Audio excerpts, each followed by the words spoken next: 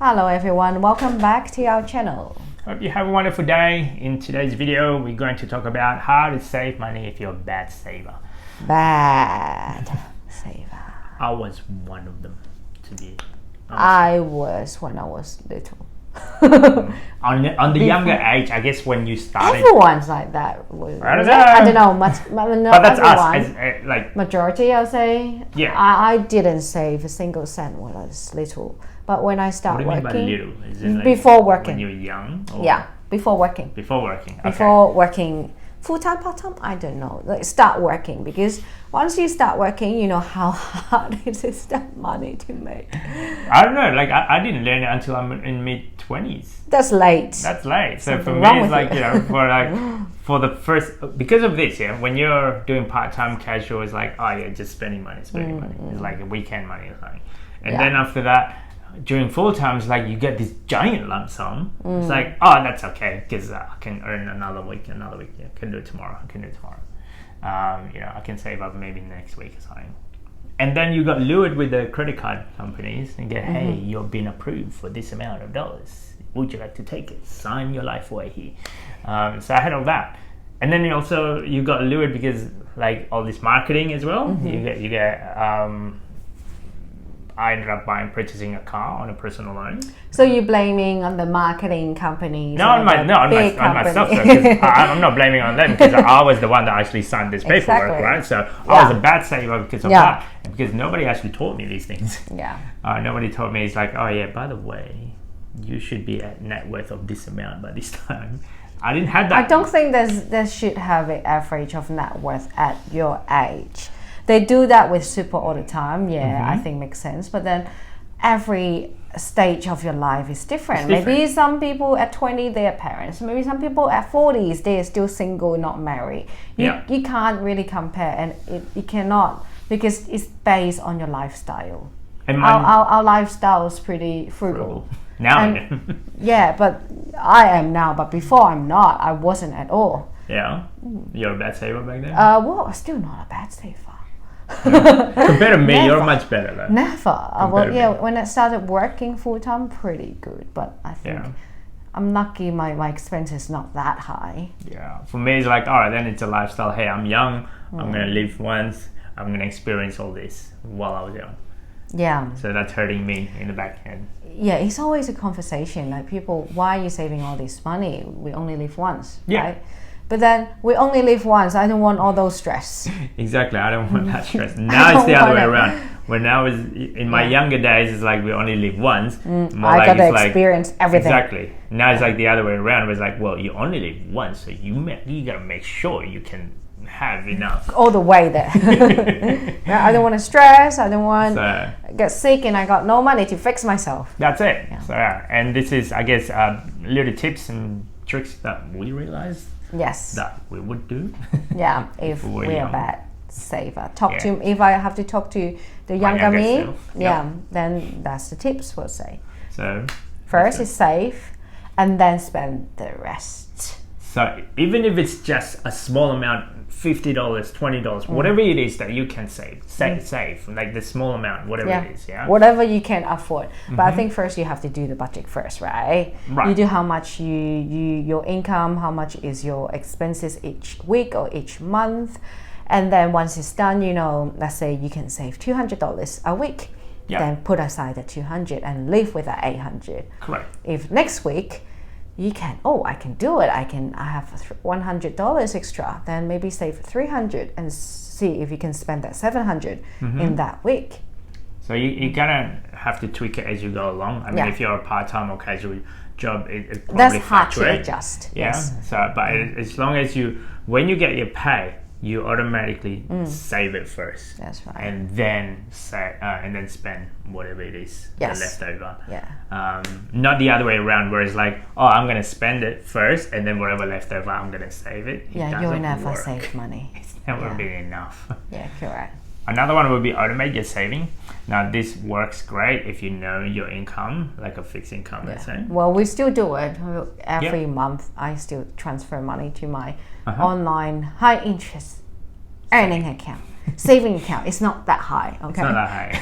But hey, it's just a habit for us. Compared to other banks, it's pretty okay. So for us, that actually connect to none of our bank accounts. We can't get it easily, and sometimes it will take maybe 2 or 3 days Correct. for us to get the money. Yep. So those money is for last resort. Yeah. Like anything is super urgent or emergency. That's like our plan. I don't know, maybe fourth dipping. Yeah. After all of the different accounts, like if we utilize this. So how liquid is it? That's the most liquid, and that is just before the investment. I think like the trading. Before I sell. Yeah, sell assets. the yeah. So No, the property is last, and then is the micro investment. No, and then it's this online account. Correct. So this is kind of your backup liquid. That's it. Asset. The other one will be shop around for your saving account. Each bank it has it different. Some bank it's depending where which country that you're in that you're watching this. But some in Australia anyway. Let's say Bank A versus Bank B. There are terms in all of those that is a little bit different between one to the other. Maybe some of them give you a higher interest rate, but you have to lock it up for a certain number of months or year. Yeah, I did once because that bank is giving me super high, like compared to other bank, interest for the 6 months. So I put all the money in there to make that interest. Once done, move it back. Move it to another one. Move it to another one. Yes. So you shop around and don't be like. What is it? Brand bank loyal. Yeah. You look for whichever one's got the highest interest rate. Correct. Another one? Another one is restrict access to your savings. Just like our online. Just like our online account, can't touch it anyway. And then the next one will be bank the bonus. So the bonus. You have, for example, if I was in sales and each quarter we had the bonus, so I just save all the bonus. I got all this money, I'm going to buy a luxury bag. I did not. So we save all the money. Pretend you're pretty much still broke.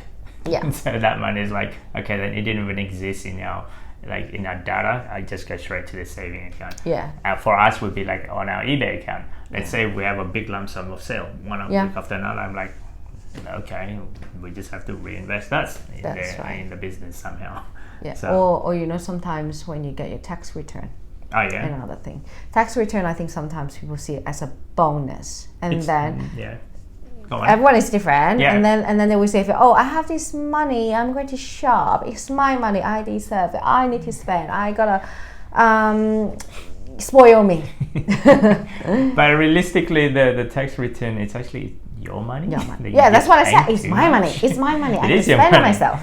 You just paid too much. But then the government just help you to save it. Just put it back if you don't need it. That's it. So the other aspect is like if you get a pay rise. Let's say if you're used to earning $1,000 per week, but for whatever reason you get a pay rise, and now you earn $1,200 per week.